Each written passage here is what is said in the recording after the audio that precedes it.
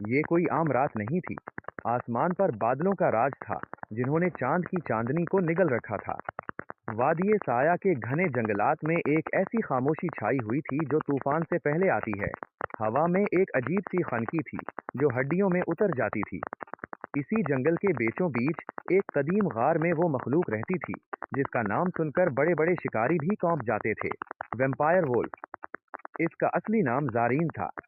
दिन की रोशनी में अगर कोई उसे देखता तो वो एक आम लेकिन बेहद पुरकशिश इंसान लगता।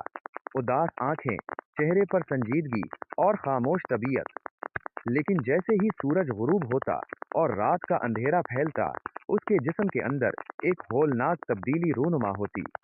उसकी हड्डियां चटकते, पट्टे खंचते और इंसानी खाल के नीचे से सख्त सरमई बाल आग आते। उसका कद आम इंसानों से दोगुना हो जाता, उंगलियां खंजर जैसे नाखनों में बदल जाती और आंखें अंगारों की तरह सुर्ख हो जाती। वो कुदरत का एक अनोखा मजाक था। वो ना तो मुकम्मल वेम्पायर था जो सिर्फ खून पीकर जिंदा रहे, और ना ही वो आम वेरोवल्फ भेड़िया था जो चांद का मोहताज हो। वो दोनों का मजमुआ था। उसके पास वेम्पायर की लासानी ताकत और लंबी उम्र थी, और भेड़िए की फिरती और जंगली हवास। लेकिन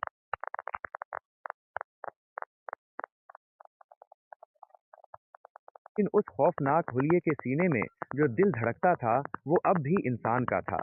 यही इसकी सबसे बड़ी सजा थी। दरिंदगी की ताकत के साथ इंसानी एहसासात का बोझ। किनारे पर एक छोटा सा खुशहाल गांव आबाद था। गांव वाले अक्सर रातों को अपनी खिड़कियों को मजबूती से बंद रखते थे, जंगल के अफसानों से डर कर। लेकिन इस रात खतरा जंगल के अंदर से नहीं, बल्कि पहाड़ों के पार से आया था। अचानक गांव की फिजा में खौफनाक चीखों की गूंज सुनाई दी। खूनी कबीला ब्लड क्लैन, जो कि वेम्पायर्स का एक जालिम गिरोह था, ने गांव पर धावा बोल दिया था। ये वेम्पायर रहम करना नहीं जानते थे।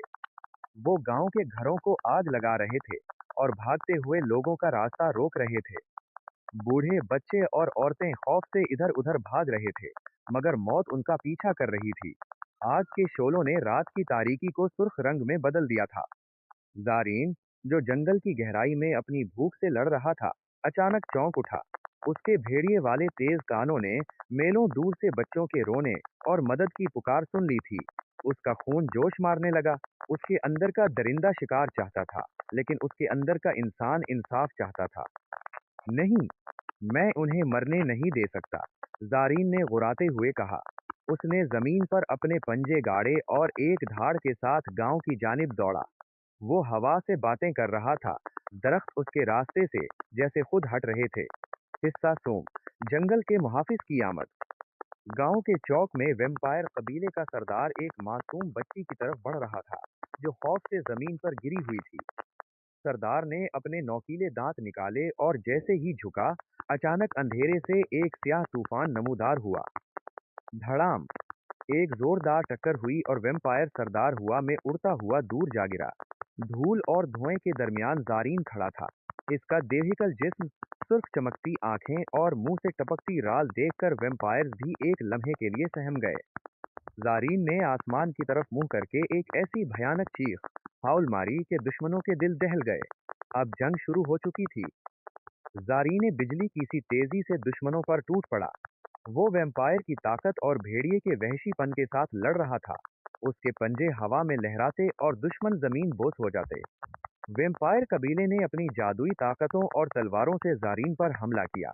उसके जिस्म पर कई गहरे जख्म आए, मगर जारीन ने रुकने का नाम न लिया। उसका हर वार दुश्मन के लिए मौत का पैगाम था।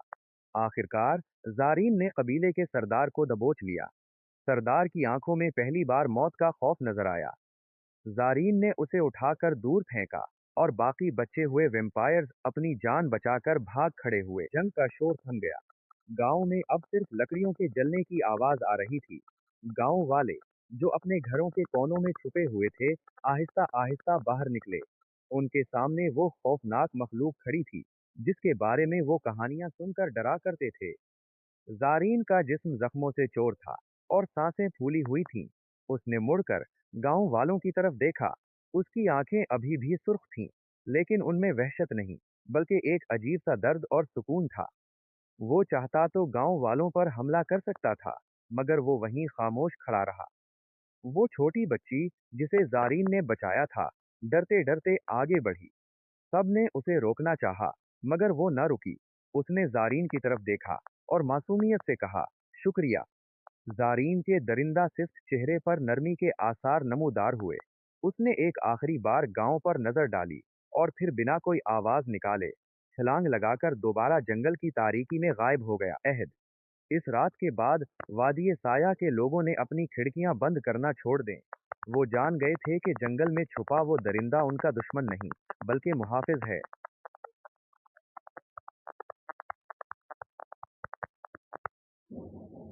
तुम्हारा नाम लिखकर हमने मिटाया ही नहीं, कभी खुद को भी इतना तो सताया ही नहीं। बड़ी मुद्दत से बैठे हैं तेरी याद की दहलीज पर, किसी और को इस दिल में कभी बसाया ही नहीं। क्या आप किसी खास जज्ब अगर आपको मेरी कहानी पसंद आए तो मेरे चैनल को लाइक और सब्सक्राइब जरूर करें। और अगर आप लोग अपनी पसंद की कोई कहानी सुनना चाहते हैं तो कमेंट में बता सकते हैं। हम आपकी स्टोरी सुनाने की पूरी कोशिश करें।